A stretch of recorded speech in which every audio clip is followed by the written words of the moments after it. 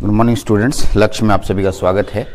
मैं भी वाटर एक आपका चैप्टर है अप्लाइड केमिस्ट्री, और इसमें से न्यूमेरिकल आज मैं बनाने जा रहा हूँ। और न्यूमेरिकल का पोर्शन आप लोगों का छूट गया था, मैं उस पर न्यूमेरिकल आप लोग को आज करा देता हूँ।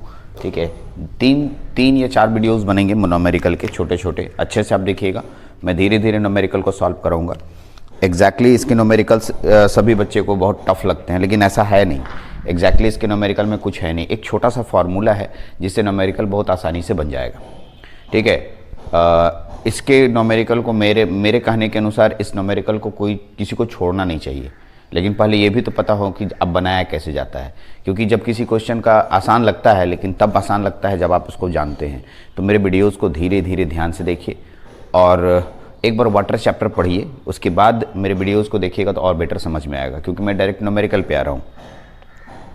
वाटर चैप्टर में जो जो बताया गया है उसको एकदम बढ़िया से एक बार अच्छे से पढ़ लीजिए। फिर भी मैं एक बार रिव्यू करूँगा, जो जो मेरी ज़रूरत है न्यूमेरिकल में उसको मैं रिव्यू कर रहा हूँ। मैंने हेडिंग डाला है कैलकुलेशन और measurement of degree of hardness. ठीक है, यानी डिग्री ऑफ हार्डनेस कैसे कैलकुलेट किया जाता है किसी वाटर में, इसको हम लोग कैलकुलेट करेंगे और न्यूमेरिकल भी आएगा। ठीक, तो चलते हैं, पहले समझते हैं। पहला जो मेरा लाइन है वाटर में, हम लोग जानते हैं हम लोग क्यों पढ़ रहे हैं इस टॉपिक को।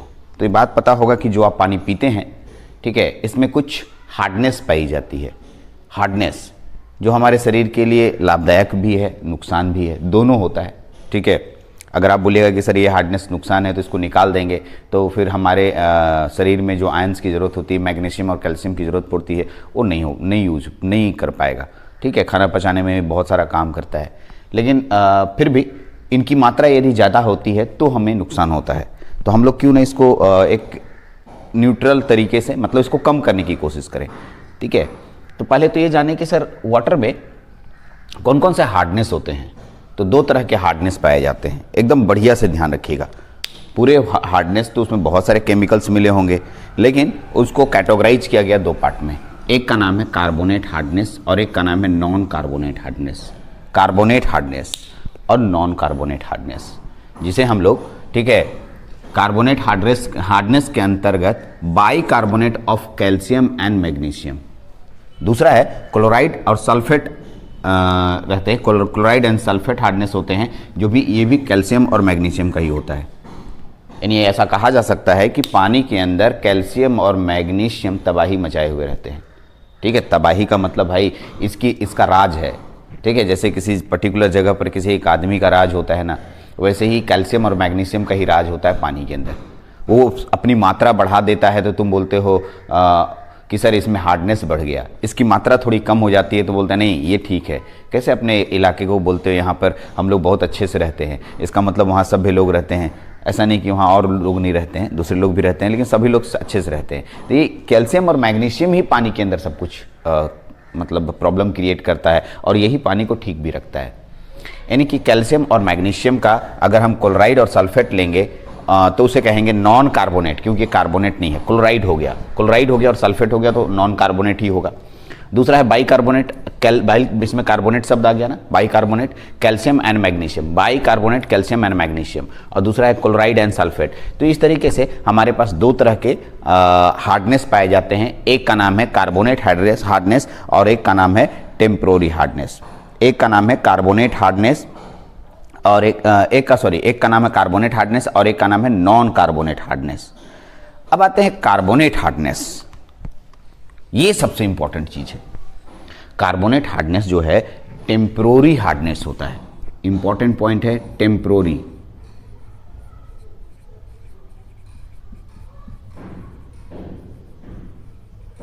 लिख लीजिएगा, कार्बोनेट हार्डनेस को टेम्पोररी हार्डनेस कहा जाता है। ठीक है, कार्बोनेट हार्डनेस को टेम्पोररी हार्डनेस कहा जाता है और नॉन कार्बोनेट हार्डनेस को परमानेंट हार्डनेस भी कहते हैं।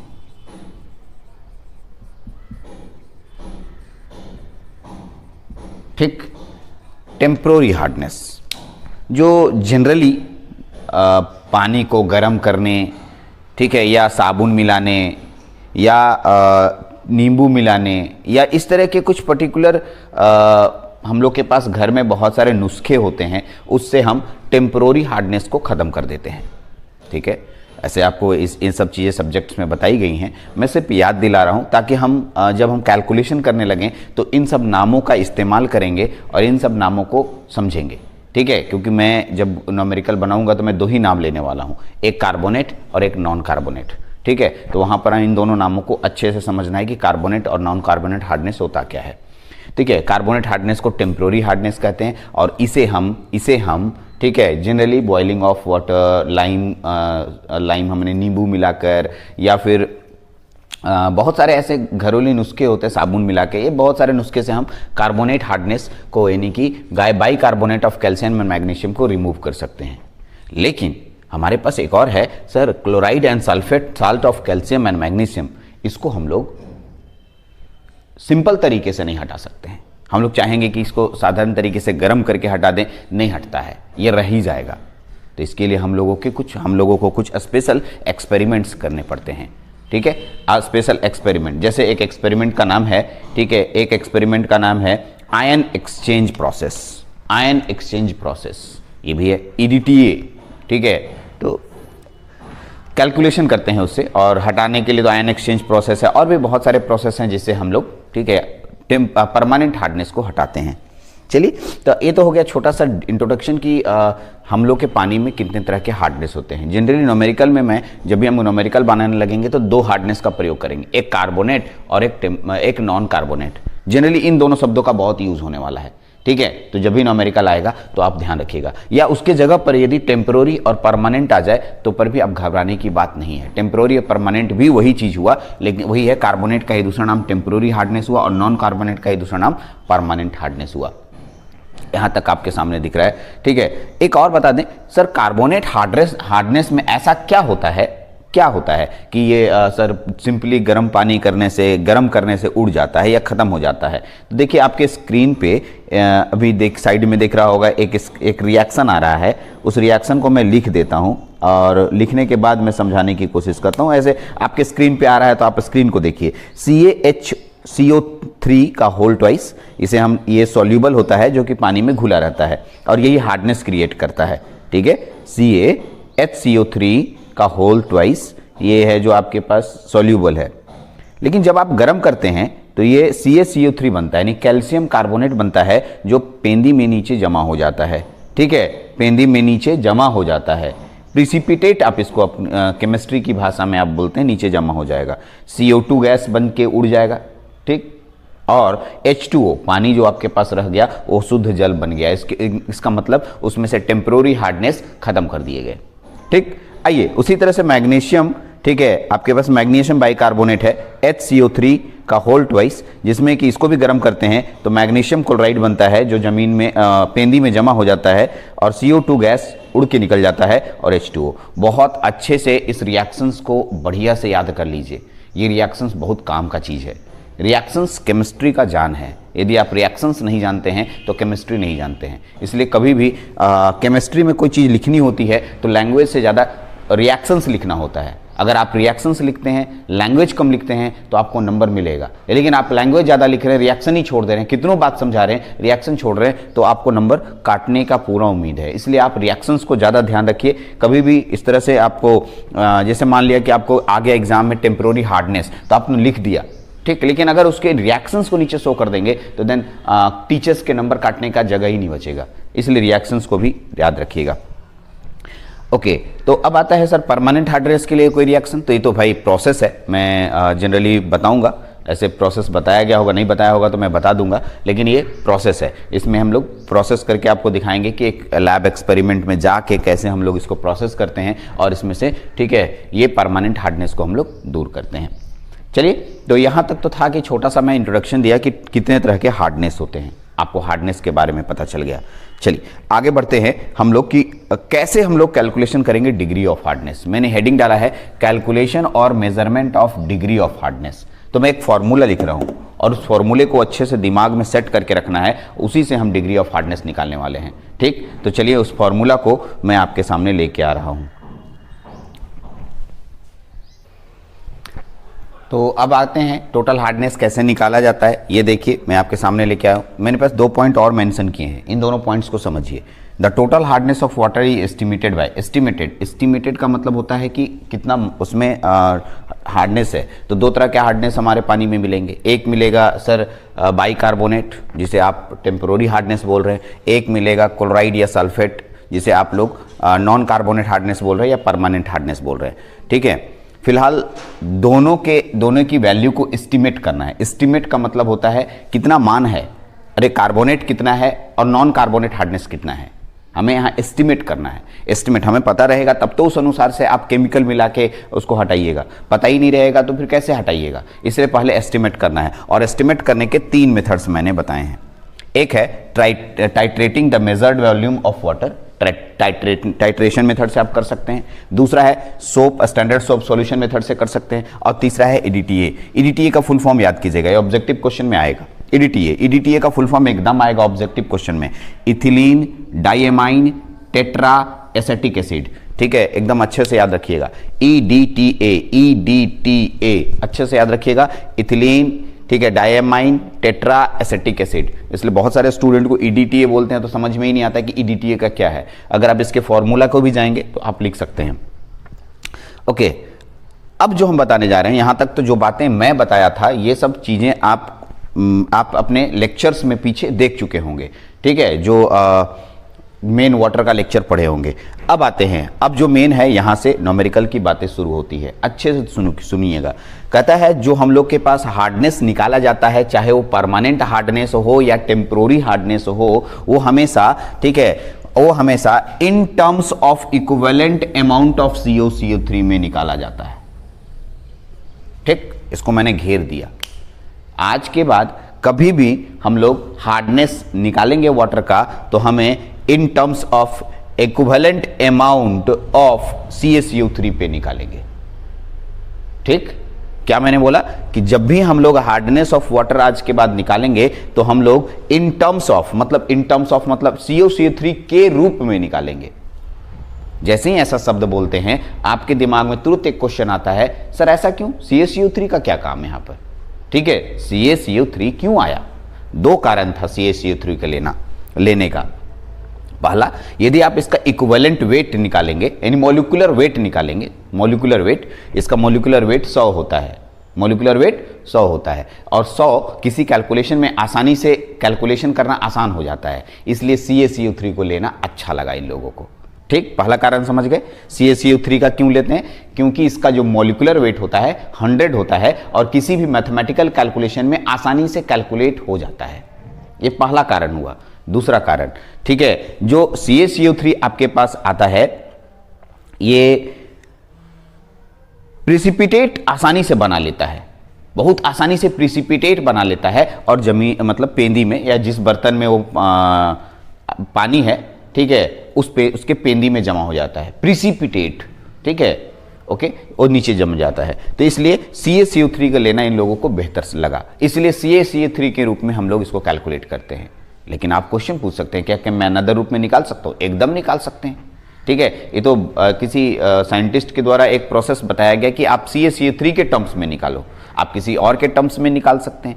ठीक है, तो अभी फिलहाल CaCO3 के टर्म्स में ही हम लोग का पूरा लेक्चर चलेगा। मैं जितना भी न्यूमेरिकल बताऊंगा आगे मैं CaCO3 के टर्म्स में बताऊंगा। यानी आज कसम खा लेना है, क्या कसम खाना है कि ठीक है, कभी भी हम हार्डनेस ऑफ वाटर निकालेंगे तो in terms of equivalent amount of CaCO3 के टर्म में निकालेंगे। यानी किसके टर्म्स में निकालेंगे? Equivalent amount of CaCO3। यानी आप CaCO3 का मॉलिक्यूलर वेट निकाल लीजिए। मॉलिक्यूलर वेट निकालना सबको आता है, अच्छे से आता है। मॉलिक्यूलर वेट अगर आपको नहीं आता है तो बाबू यहाँ पर बोलेंगे कि आप मॉलिक्यूलर वेट निकालने के कैल्शियम का वेट निकालो, कार्बन का, ऑक्सीजन का, 3 ऑक्सीजन का निकालो, जोड़िएगा तो आपको अपने आप 100 दिखाई देगा। ठीक है, इसलिए इसका मॉलिक्यूलर वेट 100 होता है। इसी के रूप में हम लोग, ठीक है, निकालते हैं।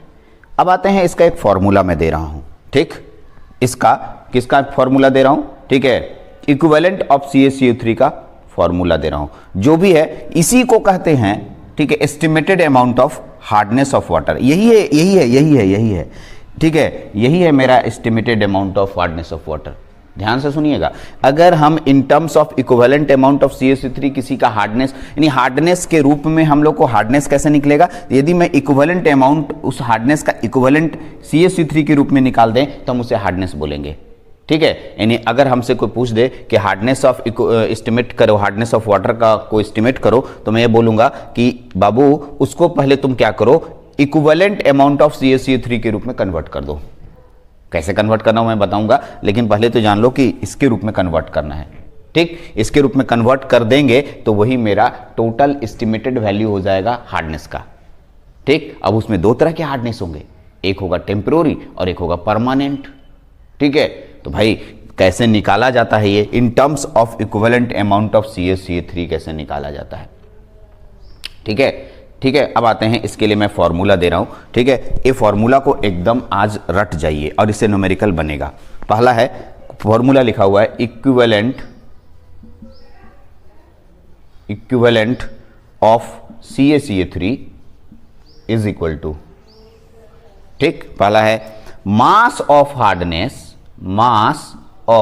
हार्डनेस, ठीक है, या मॉलिक्यूलर वेट आप बोलेंगे, मास ऑफ हार्डनेस। ठीक है, मास ऑफ हार्डनेस प्रोड्यूसिंग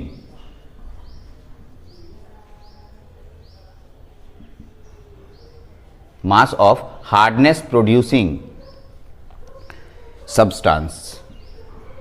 बता रहा हूं क्या इसका मतलब हुआ, यहां ऐसे हो गया, डिवाइडेड बाय केमिकल इक्विवेलेंट,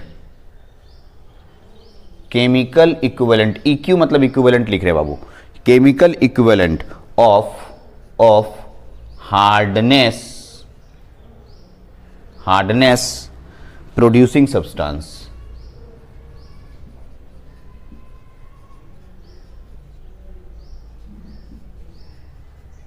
यहां मल्टीप्लाई केमिकल इक्विवेलेंट, EQ मतलब इक्विवेलेंट ऑफ CaCO3। पहले एकदम सिंपल फॉर्मूला को देख लीजिए। ठीक है, अगर ये सिंपल फॉर्मूला आपको समझ में आ रहा है तो एकदम क्वेश्चन बन जाएगा, कोई क्वेश्चन नहीं छूटेगा। सर इसको समझाइए। तो देखिए, सब कभी भी हम लोगों को कोई वाटर का हार्डनेस एस्टिमेट करना होगा तो उसके लिए हमें उसको इक्विवेलेंट अमाउंट ऑफ CaCO3 में कन्वर्ट करना होगा, यानी उसको CaCO3 के रूप में कंपेयर करके निकाल रहे हैं। तो उसके लिए कंपेयर करने का एक फॉर्मूला दे दिए और इस फॉर्मूला पे रख देना है। पहला पार्ट क्या कहता है, mass of hardness producing substance. जैसे मैं पानी में गया, पानी में देखा कि सर दो तरह के हार्डनेस हैं, एक है टेम्पररी हार्डनेस और एक है परमानेंट हार्डनेस। ठीक है, टेम्पररी हार्डनेस किसके द्वारा होता है, बाइकार्बोनेट कैल्शियम और magnesium, calcium and magnesium bicarbonate. तो मान लिया कि मेरे पास कैल्शियम बाइकार्बोनेट पानी में डूबा हुआ है। क्या डूबा हुआ है, कैल्शियम बाइकार्बोनेट। तो भाई बताओगे ना कि पानी में कितना कैल्शियम बाइकार्बोनेट डूबा हुआ है। अरे बोलेगा 10 ग्राम, 20 ग्राम, 50 ग्राम, 100 ग्राम। मान लिया तुम आधा लीटर पानी लिए हुए हो जग में, उस आधा लीटर पानी में तुम नापा या खोजा, ठीक है, तो पता चला कि 15 ग्राम कैल्शियम बाइकार्बोनेट है, कैल्शियम बाइकार्बोनेट। ठीक, तो कैल्शियम बाइकार्बोनेट 50 ग्राम है या 100 ग्राम है, 100 ग्राम लेके चलते हैं, 100 मिलीग्राम है, 100 ग्राम नहीं होगा, 100 मिलीग्राम होगा। तो यहां लिखेंगे mass of hardness producing substance. पहले तो मास जानेंगे कि वो कितना मान है उस पानी के अंदर। ठीक है, मास दिया रहता है ये क्वेश्चन में, वो नहीं बोले अभी आधा लीटर में 100 मिलीलीटर, 100 मिलीग्राम, 100 मिलीग्राम, तो भाई इसका पता चल गया, मास दिया रहेगा। अब देखिए कहता है केमिकल इक्विवेलेंट, मतलब molecular weight, chemical equivalent of hardness of producing substance. कौन हार्डनेस प्रोड्यूस कर रहा था, कैल्शियम बाइकार्बोनेट। अरे कैल्शियम बाइकार्बोनेट ही तो बोला कि ऐसे, सुनो ना, इसको बना के दिखाते हैं। मान लो ये मेरे पास डब्बा है, इसके अंदर पानी है 1/2 लीटर, 1/2 लीटर, और इसके अंदर हमने बोला ठीक है कैल्शियम बाइकार्बोनेट है, कैल्शियम बाइकार्बोनेट। ठीक है, कैल्शियम बाइकार्बोनेट है। ठीक, जब इसके अंदर कैल्शियम बाइकार्बोनेट है, हम बोले 50 नहीं, मैं बोला 100 मिलीग्राम, 100 मिलीग्राम कैल्शियम बाइकार्बोनेट है। का मतलब ये जो कैल्शियम बाइकार्बोनेट है इसमें 100 मिलीग्राम लिखा, तो यहां हम 100 पुट करेंगे, यहां हम 100 पुट करेंगे, और कैल्शियम बाइकार्बोनेट का जो मॉलिक्यूलर वेट होगा वो यहां रखेंगे। अरे कैल्शियम बाइकार्बोनेट का फॉर्मूला जानता है ना, ठीक है, और उसी फॉर्मूला का यहां पर मॉलिक्यूलर वेट निकालेंगे, ठीक है। और दूसरा, क्योंकि हमको इक्विवेलेंट ऑफ CH3 के रूप में निकालना है, तो केमिकल इक्विवेलेंट ऑफ CH3 इसके बारे में जानना मालूम है, अभी तो बताया कि इसका इक्विवेलेंट वेट 100 होता है, ठीक है। इसका इक्विवेलेंट वेट नहीं, केमिकल इक्विवेलेंट मतलब मॉलिक्यूलर वेट 100 होता है, तो यहाँ 100 तो पुट होगा ही, फिक्स हो गया। यहां पर जो दिया रहेगा क्वेश्चन में 100 मिलीग्राम वो लिखेंगे, और कैल्शियम बाइकार्बोनेट का टोटल हम लोग मॉलिक्यूलर मास निकाल लेंगे, उसको नीचे रखेंगे, बस हो गया। जो दिया है उसको रखेंगे, उसका इसका जो मेरे पास इंप्यूरिटी है, जो मेरे पास ठीक है हमारे पास, ठीक है, हार्डनेस है, हार्डनेस वाले कंपाउंड का यहां पर वेट निकाल लीजिए और केमिकल इक्विवेलेंट CH3 का निकाल लीजिए। ये पहला न्यूमेरिकल बनाने का फॉर्मूला हुआ। अभी न्यूमेरिकल और आएंगे, ये फर्स्ट फार्मूला हुआ, और इस फर्स्ट फार्मूले से न्यूमेरिकल हम लोग 2 न्यूमेरिकल या 3 रोमन न्यूमेरिकल बनाएंगे, जो कि सबसे आसान न्यूमेरिकल कहलाता है। इसी पे हम लोग अभी अगला, ठीक है, क्योंकि एक वीडियो 20 मिनट से ऊपर जा रहा है, ठीक है, उससे ऊपर नहीं जाएंगे, तो अगला जो वीडियो आएगा इसी न्यूमेरिकल पे सब कुछ बनेगा। यानी मैं आज आपको न्यूमेरिकल की दुनिया में एंटर कराने के लिए वाटर का जो न्यूमेरिकल है उसमें एंटर कराने के लिए प्रोसेस किया, तो आप इसको पहले समझिए, ठीक है, क्योंकि इसमें कहीं कोई दिक्कत होगी तो अगला जो मेरा वीडियो होगा उसमें आपको इसमें कैसे हार्डनेस निकालते हैं वो दिक्कत होगा। मैं इसी फॉर्मूले पे क्वेश्चन बनाऊंगा, तो इसको अच्छे से समझना है। दिक्कत होती है तो मेरा नंबर है, उस पर आप हमको कॉल करेंगे तो आपको बहुत अच्छे से और समझाऊंगा, ठीक है। जितना कोशिश हो सके मैंने कोशिश किया कि हाँ आपको यहाँ पर कैसे हार्डनेस निकालते हैं। चलिए इस लेक्चर में इतने ही रखते हैं। नेक्स्ट लेक्चर में हम लोग इक्विवेलेंट ऑफ CH3 यानी कि hardness of estimated value of hardness of water हम लोग यहाँ पर कैलकुलेट करेंगे। Thank you very much.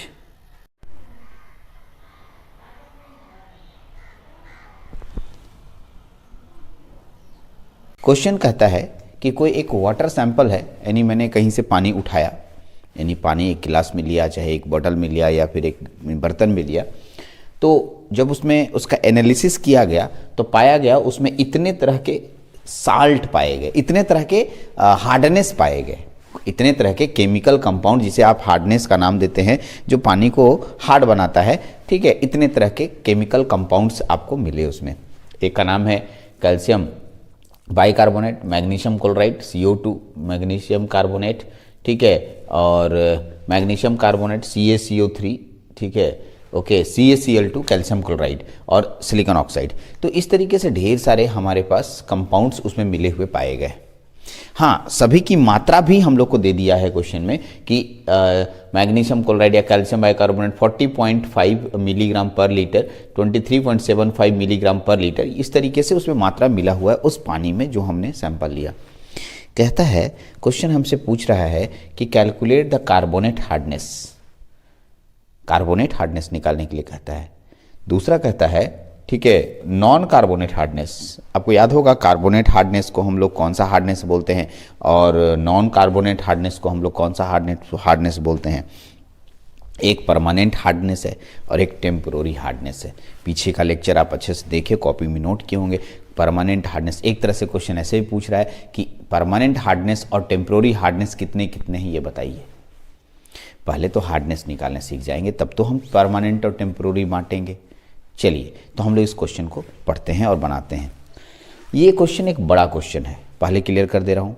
Exam में क्वेश्चन छोटे क्वेश्चन पूछे जाएंगे। कैसे पूछेगा सुनिएगा। कहता है एक सैंपल वाटर लेंगे हम लोग और उसमें कहेगा कि कैल्शियम बाइकार्बोनेट का 40.5 मिलीग्राम पर लीटर क्वांटिटी मिला हुआ है। सिर्फ एक ही देगा, इतने सारे नहीं देंगे, और बोलेगा फाइंड द, ठीक है, ये तो क्योंकि ये कार्बोनेट है इसलिए फाइंड द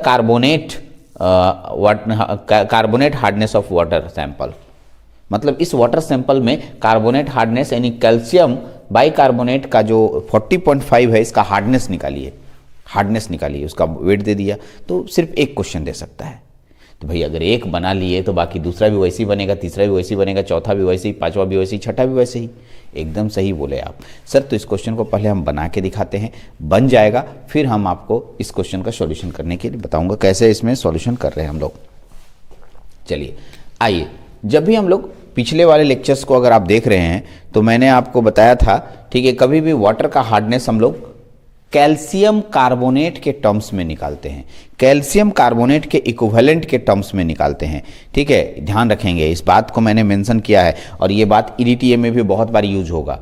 किसी भी समय में वाटर का hardness equivalent of calcium carbonate निकाला जाएगा। इसका दो कारण मैंने बताया था, क्योंकि कैल्शियम कार्बोनेट का मोलिकुलर वेट 100 होता है और दूसरा बताया था, ठीक है, कैल्शियम कार्बोनेट आसानी से प्रिसिपिटेट बना लेता है। ये कारण होने के कारण हम लोग किसी भी जो भी हार्डनेस है उसको कैल्शियम कार्बोनेट के रूप में हम लोग रिप्रेजेंट करके बनाते हैं। मतलब कहना ये चाह रहे हैं कि मेरे पास जो हार्डनेस है उसके कैल्शियम कार्बोनेट के रूप में वो कितना हार्डनेस होगा, ये हम लोग कैलकुलेट करना है। ठीक, जैसे मान लिया मैग्नीशियम क्लोराइड का 23.75 मिलीग्राम पर लीटर हार्डनेस है। ठीक है, तो कैल्शियम कार्बोनेट भी तो एक प्रकार का हार्डनेस ही हुआ। अगर कैल्शियम कार्बोनेट मिला होता तो कितना ग्राम होता, जितना कि मैग्नीशियम क्लोराइड 23.75 मिलीग्राम पर लीटर हार्डनेस दे रहा हो। मेरा कहने का फिर से मतलब समझिए, मतलब मैग्नीशियम क्लोराइड 23.75 मिलीग्राम पर लीटर हार्डनेस दे रहा है, सही है। तो हम कितना ग्राम कैल्शियम कार्बोनेट मिलाएं कि उतना ही हार्डनेस इसके बराबर के हार्डनेस का दे दे। कितना ग्राम कैल्शियम कार्बोनेट मिलाएं, जितना ग्राम कैल्शियम कार्बोनेट हम और मिलाएंगे वो इसका उसके बराबर का इक्विवेलेंट ऑफ कैल्शियम कार्बोनेट हो जाएगा। यही हम लोग को बार बार समझना है।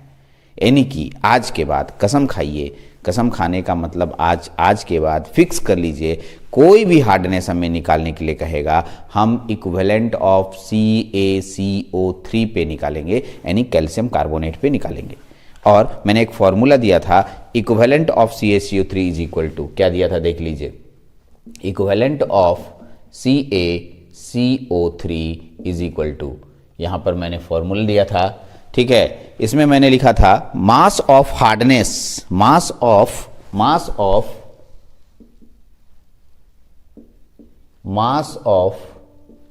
Hardness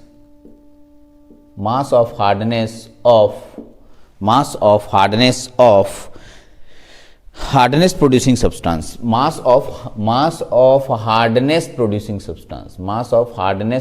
substance.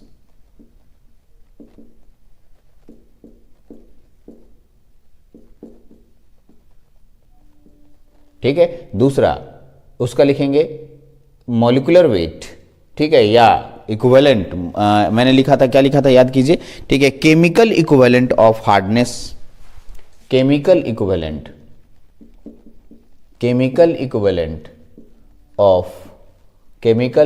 Equivalent of hardness producing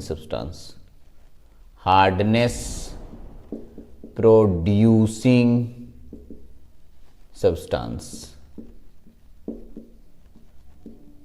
ठीक है, और यहां मैं मल्टीप्लाई किया था।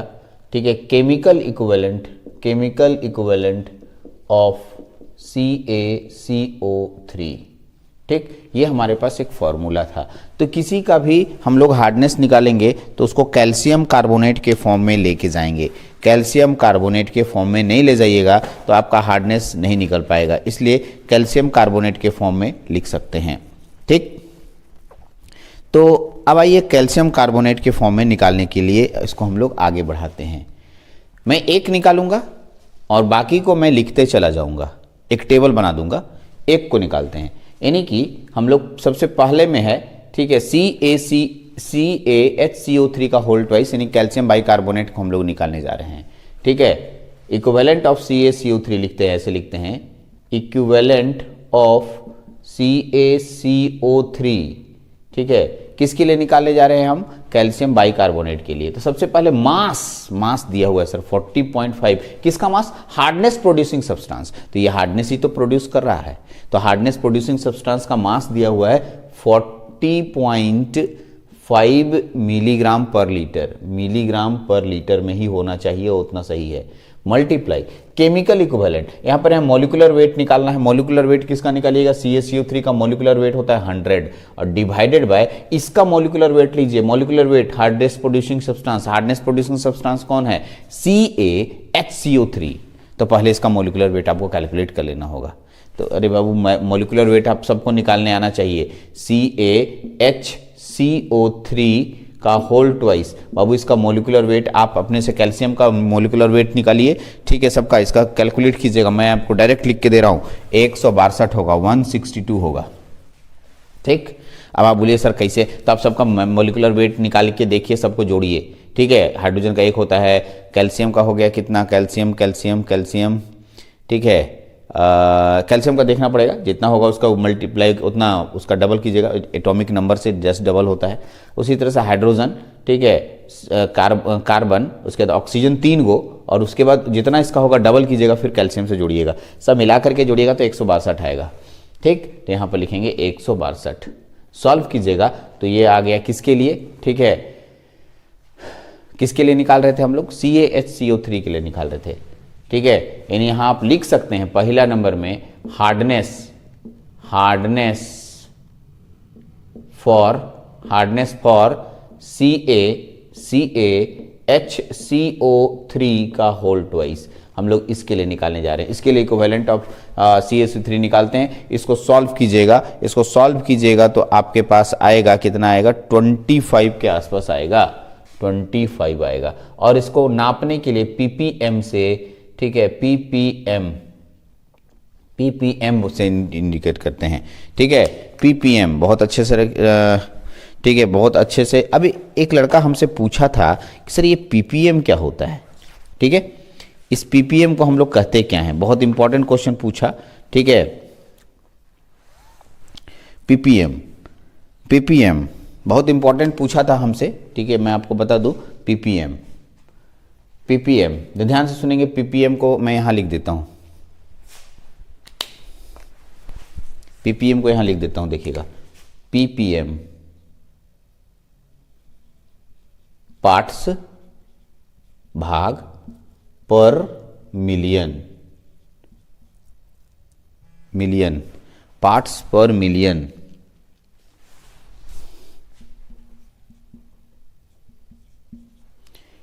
अब पहले इसको आप अच्छे से याद कर जाइए, ठीक है। ppm हम लोग यहाँ पर ppm के फॉर्म में, पार्ट्स पर मिलियन के फॉर्म में इसका एक यूनिट होता है, किसी भी हार्डनेस को ppm में डिनोट करने के लिए।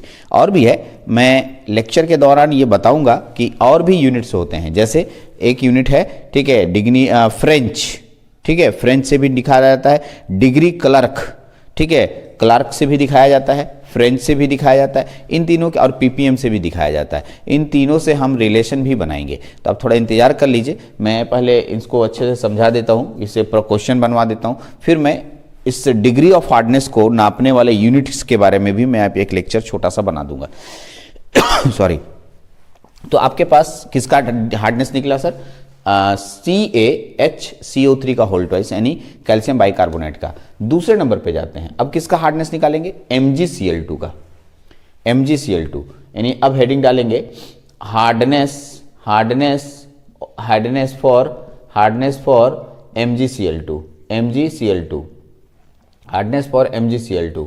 इसके लिए क्या लिखेंगे, equivalent of MgCl2 is equal to, sorry, equivalent of CaCO3 निकला है, CaCO3, सब में यही काम करना है, जितने भी आपके पास मटेरियल्स होंगे सबका इक्विवेलेंट ऑफ CaCO3 के बराबर ही लाना होगा। तो भाई MgCl2 का वेट दिया हुआ है हमें कितना, 23.75, तो 23.75, यानी यही फॉर्मूला बार बार यूज होगा, मल्टीप्लाई 100 डिवाइडेड बाय इसका सॉरी MgCl2 का पूरा मोलिकुलर वेट। तो MgCl2 का मोलिकुलर वेट आपको अच्छे से मालूम होना चाहिए। MgCl2 का मोलिकुलर वेट मैं देख के बता देता हूँ, 95 होता है बाबू, 95, तो यहाँ 95 से डिवाइड कीजिएगा तो इसकी वैल्यू आएगी लगभग, मेरे पास कैलकुलेट किया हुआ है 25 के आसपास, 25 ppm, ठीक। तीसरा निकालते हैं, थर्ड हम लोग के पास कौन सा आएगा, हार्डनेस फॉर MgCl2 हो गया जी। अब निकालते हैं CO2, तो CO2 नहीं निकालेंगे, हार्डनेस ऑफ CO2 का नहीं निकालेंगे, क्योंकि हम लोग को जब हार्डनेस पढ़ाया गया था तो CO2 नाम का कोई हार्डनेस था ही नहीं, इसलिए CO2 का कोई कैलकुलेशन हम लोग यहाँ पर नहीं करने वाले हैं, कुछ भी नहीं करेंगे, CO2 का कैलकुलेशन ही नहीं करेंगे हम लोग। आपको जब हार्डनेस बताया गया पिछला लेक्चर में, तो आपको बताया था मैंने मैग्नीशियम एंड कैल्शियम के सल्फेट और क्लोराइड या बाइकार्बोनेट, कार्बोनेट, ये सब हार्डनेस में आते हैं। कैल्शियम कार्बन डाइऑक्साइड हार्डनेस का कैटेगरी नहीं है, इसलिए हम लोग इसका कुछ भी मान नहीं निकालेंगे। ठीक है, इसके नो हार्डनेस, कोई हार्डनेस लेंगे ही नहीं चौथा नंबर में। इसलिए CO2 अगर दे भी देता है एग्जाम में, तो हम लोग उसके लिए कोई हार्डनेस कैलकुलेट नहीं करेंगे। आते हैं MgCO3। ठीक है, हार्डनेस किसका निकालने जा रहा है? Hardness Mg, hardness for MgCO3। जैसे MgCO3 का हार्डनेस हम निकालेंगे, ठीक है, हार्डनेस निकालेंगे, कैसे निकालेंगे? जैसे हम MgCO3 का हार्डनेस निकालने जाएंगे, ठीक है, उसका भी लिखेंगे equivalent of CaCO3 is equal to, तो भाई MgCO3 की जगह पर पहले इसका वेट बताओ, MgCO3 का कितना, 21 मिलीग्राम पर लीटर, मल्टीप्लाई 100, क्योंकि इक्विवेलेंट ऑफ कैल्शियम कार्बोनेट का मान होता है, और CaCO3 का CaCO3 है ना, नहीं MgCO3 है, MgCO3 का, ठीक है, 80, अगर मॉलिक्यूलर वेट निकालिएगा तो आपके पास आएगा 84। कितना आएगा? 84। और इसको सॉल्व कीजिएगा तो आपके पास आएगा, ठीक है, 25। किसका है, कितना आएगा? 25 ppm। ये हो गया आपके पास चौथा। पांचवा नंबर पे जाते हैं। पांचवा नंबर पे हमारे पास कौन सा है? ठीक है, SiO2 है ना जी? नहीं, पांचवा नंबर 1 2 3 4 5 CaCl2। ठीक है, तो हार्डनेस अब निकाले जा रहे हैं। Hardness for CaCl2। ठीक है, हाँ, इसका निकलेगा हार्डनेस। इसके लिए भी हम लोग निकालेंगे equivalent of CaCO3 is equal to, ठीक है, पहले तो बताओ कि CaCl2 का वेट कितना दिया हुआ है? CaCl2 का वेट 55.5 मिलीग्राम पर लीटर, ठीक है, मल्टीप्लाई 100 डिवाइडेड बाय इसका इक्विवेलेंट, इसका मोलिकुलर वेट, CaCl2 का मोलिकुलर वेट, CaCl2 का मोलिकुलर वेट दिया हुआ है हमारे पास 111। सॉल्व कीजिएगा तो लगभग इसकी वैल्यू आएगी, ठीक है, CaCl2 की 50 ppm। ठीक, अच्छा, एक लास्ट बच गया, कौन? छठा नंबर में 6 लोग हैं इसमें, 1 2 3 4 5 6 SiO2। हार्डनेस लिख देंगे, हार्डनेस फॉर SiO2। ठीक है, इसका नहीं निकालेंगे, कहीं कि SiO2 नाम का कोई हार्डनेस पानी में होता ही नहीं है। SiO2 को हार्डनेस के कैटेगरी में रखा ही नहीं गया, तो क्यों निकालने जाएं इसको? इसका नो हार्डनेस हम लिख देंगे, साफ नो हार्डनेस। हम लोग कैलकुलेट ही नहीं करेंगे, ये हार्डनेस नहीं देगा, और इसमें भी नो हार्डनेस, किसी तरह का हार्डनेस ये नहीं देता है। तो चलिए, अब आपके पास हार्डनेस का पूरा लिस्ट हो चुका है। क्वेश्चन हमें क्या पूछा था? हमसे पूछा था कार्बोनेट एंड नॉन कार्बोनेट। तो आपको बताऊं, कार्बोनेट में CO3 लगा होता है, ठीक है, और नॉन कार्बोनेट में CO3 नहीं लगा रहता है, क्लोराइड या सल्फेट रहता है। तो भाई सबसे पहले इधर से अब लाइए कार्बोनेट हार्डनेस। देखिए यहाँ से आंसर इधर लिख रहे हैं जी, carbonate hardness is equal to, अच्छा बताइए, पहला वाला कार्बोनेट हार्डनेस है? हाँ जी, पहला वाला कार्बोनेट हार्डनेस है। कितना होगा? 25 ppm। ठीक, प्लस, अच्छा ये देखिए तो MgCl2 नहीं है कार्बोनेट, तो क्लोराइड है, ये CO2 तो होगा ही नहीं, MgCO3 ये कार्बोनेट है, इसका मान कितना आया? 25 ppm। ठीक है ना, ppm। और है, ये तो नहीं है सर, ये भी कार्बोनेट है, कार्बोनेट ही तो है ना? हाँ, इक्वल नहीं, ये तो क्लोराइड है, ये तो इसका ना निकाले हैं, ये है, तो नहीं है सर, तो 2 ही होगा। यानी कि टोटल कितने हो गए? 50 ppm मेरे कार्बोनेट हार्डनेस हो गए। दूसरा है non carbonate hardness, non carbonate जिसमें कार्बोनेट नहीं होता है, non carbonate hardness is equal to, पहला देखिए ये तो इसमें कार्बोनेट है, MgCl2 नॉन कार्बोनेट है, कितना मान आएगा इसका? 25 ppm, 25 ppm प्लस दूसरा देखिए 25 ppm के बाद हार्डनेस ऑफ MgCO3 भी तो कार्बोनेट था, ये मेरा नॉन कार्बोनेट है, इसके बाद लिखा हुआ 50 ppm, तो कुल मिला के 75 ppm होगा। तो हमें क्वेश्चन पूछा था कि कार्बोनेट हार्डनेस और carbonate hardness and non carbonate hardness कितना होगा। तो कार्बोनेट हार्डनेस ये हुआ और नॉन कार्बोनेट हार्डनेस पानी के अंदर वो जो सैंपल आप लिए थे उसके अंदर कार्बोनेट हार्डनेस का मान इतना होगा और नॉन कार्बोनेट हार्डनेस का मान इतना होगा। मैंने पहले सबसे पहले लिस्ट अप किया और इसके बाद इसको अलग अलग कैटेगराइज किया। इतना लंबा चौड़ा क्वेश्चन नहीं देगा, हाँ इसमें से कोई एक निकाल के देगा। तो मैंने सब एक साथ समझ लीजिए, मैंने 1 2 3 4 5 6 क्वेश्चन बना दिए। तो 6 क्वेश्चन को मैंने एक ही लिस्ट में आपके सामने रखा। छोटा छोटा क्वेश्चन बनाने से अच्छा था मैंने 6 क्वेश्चन बनाए, मतलब इसी तरह के मान। इसमें क्वेश्चन खाली ये देता, बोले हार्डनेस निकालो, फिर ये देता हार्डनेस निकालो। मैंने सबको निकाल के उसमें भी कैटेगराइज कर दिया कि कार्बोनेट हार्डनेस अलग निकालिए और ठीक है नॉन कार्बोनेट हार्डनेस अलग निकालिए। तो इस तरीके से एक क्वेश्चन आपके सामने आया। ठीक है, उम्मीद है बहुत अच्छे से समझ में आया होगा ये क्वेश्चन। ठीक है, बहुत मैं कोशिश किया हूँ कि धीरे धीरे आपको समझाऊं। ये क्वेश्चन सिंपल क्वेश्चन से हैं जिसको कि आपको समझना है। एक ही क्वेश्चन लंबा चला गया 20 मिनट का। ठीक है, तो अब है कि मैं एक क्वेश्चन यहाँ पर चेंज कर रहा हूँ और रेड पेन से बगल में मैं आंसर भी दे रहा हूँ ताकि आप उसको अपने से ट्राई करें। ठीक है, क्वेश्चन पहले इसको नोट कर लें आप। मैं क्वेश्चन चेंज कर रहा हूँ। ठीक है, आपके सामने क्वेश्चन चेंज हो जाएगा। तो ये मान वैल्यू पूरा बदल जाएगा और जो जो मान दिया रहेगा वो सब कुछ लीजिए। इसका पूरा इसको फिर से ही लिख देते हैं। जो जो चीज़ दिया है उसको आप एक बार जल्दी जल्दी नोट कर लें। ठीक है, सबसे पहले मेरे पास क्वेश्चन है CaHCO3 होल ट्वाइस। CaHCO3 का whole twice is equal to, इसकी वैल्यू दी है 17.5 मिलीग्राम पर लीटर। ये इसमें हार्डनेस दिया हुआ है एक वाटर सैंपल में। ठीक है, और फिर MgCO3 फिर लिखा है MgHCO3 है, हाँ MgHCO3 का होल ट्वाइस। इसका मान दिया हुआ है कितना, इसका मान दिया हुआ है हमें 14.6 मिलीग्राम पर लीटर। ठीक, फिर हमारे पास MgCl2 है। इसकी वैल्यू हमें कितनी दी हुई है 9.5 मिलीग्राम पर लीटर। ठीक, उसके बाद है MgSO4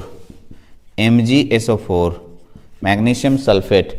ठीक है, 102 है सिर्फ बस मिलीग्राम पर लीटर। उसके बाद है MgCO3। ठीक, MgCO3 में 8.4 मिलीग्राम पर लीटर। ठीक, और है CaCl2। इसका वैल्यू कितना दिया हुआ है 5.5 मिलीग्राम पर लीटर। और एक है NaCl का मान दिया हुआ है 35 मिलीग्राम पर लीटर। ठीक है, 35 मिलीग्राम पर लीटर। चलिए, तो इस तरीके से सबकी वैल्यू आपको मैं दे देता हूं और आप घर में जाके इसको ट्राई करें। इसमें अब मैं आंसर दे रहा हूं क्योंकि ये क्वेश्चन है, एग्जाम में क्वेश्चन यहां तक पूछेगा कि इसमें कार्बोनेट हार्डनेस और नॉन कार्बोनेट हार्डनेस को निकालिए। ये तो इसका पार्ट है ना ये वाला, तो क्वेश्चन यहां तक कंप्लीट हुआ बाबू। इस क्वेश्चन को अपने से ट्राई कीजिए। लेकिन जब आप क्वेश्चन ट्राई करने लगिएगा तो आपको बहुत सारा प्रॉब्लम ये आएगा कि हमने सही बनाया या गलत बनाया। तो मैं आपको ठीक है कार्बोनेट हार्डनेस बता देता हूँ, बाद में अपने आप सेपरेट कर लीजिएगा। इसका आंसर दे रहा हूं, देखिएगा सबका आंसर मैं दे रहा हूं, सबका मान निकलेगा। इक्विवेलेंट ऑफ CaC3 का मान दे रहा हूं और आप carbonate hardness non carbonate hardness खुद से सेपरेट कीजिएगा। ठीक है, एक का मान आएगा, ठीक है इसका देख लीजिए 10.8, मैं सबका निकाल दे रहा हूं 10.8। एक का मान आएगा 10.8, एक का वैल्यू है 10 ppm में आएगा बाबू। ppm बताए थे हम आपको, ppm में आएगा, ये भी ppm में आएगा। ठीक, 10 ppm। और दूसरा आएगा, ठीक है 10 ppm आएगा, ये भी 10 ppm आएगा, ये भी 10 ppm आएगा। और ठीक है CaCl2 का वैल्यू 5 आएगा, 5 ppm आएगा। हाँ, एक लास्ट है, ये बहुत इंपॉर्टेंट है, इसको समझना जरूरी है कि NaCl कभी भी ठीक है किसी पानी में डालने पर हार्डनेस नहीं प्रोड्यूस करता है। ठीक है, सोडियम क्लोराइड, कैल्शियम क्लोराइड बनता है बट सोडियम नहीं। ठीक है, क्योंकि मैंने हार्डनेस का डेफिनेशन दिया था, मैग्नीशियम और कैल्शियम के क्लोराइड हार्डनेस देते हैं, सोडियम के क्लोराइड हार्डनेस नहीं देते हैं। इसलिए सोडियम क्लोराइड आ गया और गलती से आप हार्डनेस निकालने लग गए तो आप लिखिएगा नो हार्डनेस, साफ लिखिएगा नो हार्डनेस, ये हार्डनेस देता ही नहीं है। बहुत इंपॉर्टेंट है। बहुत सारे बच्चे इसको हार्डनेस कैलकुलेट जैसे मैंने किया वैसे कैलकुलेट करने लगते हैं। कैलकुलेट तो फॉर्मूला में पुट कीजिएगा क्यों नहीं होगा, इसका जितना दिया है उतना मान भी दे दिया है, प्लस उसका इक्विवेलेंट वेट मॉलिक्यूलर वेट भी निकल जाएगा और CaCO3 का निकालने में कोई दिक्कत नहीं है। बट ये हार्डनेस ही नहीं देता तो हार्डनेस क्यों मानेंगे, इसको हम लोग नहीं मानेंगे, यानी सोडियम क्लोराइड हार्डनेस नहीं देगा। ठीक है, अब इसमें आप सेपरेट कीजिए। अब आइए, इसी में आपको दो सेपरेट मिलेगा, एक मिलेगा कार्बोनेट वाला, ठीक है, कार्बोनेट, तो कार्बोनेट वाले का आंसर दे देते हैं यहाँ से। कार्बोनेट वाला को आप मिलाइएगा, हमको नहीं मालूम कार्बोनेट कौन कौन है इसमें, हमको सब मालूम है लेकिन आपको अपने से बनाना है। 30.8 ppm आंसर हो गया 30.8। और नॉन कार्बोनेट यहाँ लिखे non carbonate, non carbonate, non carbonate का आंसर होगा, आंसर कितना होगा सुन लीजिए, नॉन कार्बोनेट वाले का आंसर होगा, ठीक है, 25 ppm, 25 ppm, ये भी इतना ppm। तो आपको आंसर सब दे दिया, ये भी दे दिया, ये भी दे दिया। कैलकुलेट आपको फॉर्मूला पे करना है, कॉपी में बना लीजिए प्लीज़। आपसे एक रिक्वेस्ट होगा कि दोनों क्वेश्चनों को बढ़िया से कर ले। एक क्वेश्चन मैंने पहले दिया, उसको फिर से लिख करके अपने से ट्राई कीजिए, और दूसरा क्वेश्चन मैंने लिखा है, इसको ट्राई कीजिए। ये फर्स्ट टाइप का क्वेश्चन हुआ वाटर का, जिसको कि आपको अच्छे से करना है। अब आते हैं, ठीक है, सेकेंड टाइप के क्वेश्चंस पे, जो कि नेक्स्ट वीडियो में आएगा। लेकिन उससे पहले हम लोग यूनिट्स के बारे में 5 से 10 मिनट समझेंगे नेक्स्ट वीडियो में। उसके बाद हम लोग EDTA मेथड से बनाएंगे। इस बात को ध्यान रखिएगा, क्योंकि किसी भी न्यूमेरिकल में, वाटर के न्यूमेरिकल में आपको इस बात को ध्यान रखना है कि कभी भी कोई भी हार्डनेस को हम लोग इक्विवेलेंट ऑफ CaCO3 में बिना बदले काम नहीं कर सकते हैं। और अगर आप इक्विवेलेंट ऑफ CaCO3 में बदलने नहीं आ रहा है तो EDTA मेथड में प्रॉब्लम होगी। ठीक है, इसलिए आपको इक्विवेलेंट ऑफ CaCO3 में बदलने आना चाहिए। ठीक है, और इसको अच्छे से समझिए। तो चलिए, इस लेक्चर में इतना ही रखते हैं, नेक्स्ट लेक्चर में फिर से मिलेंगे। Thank you very much.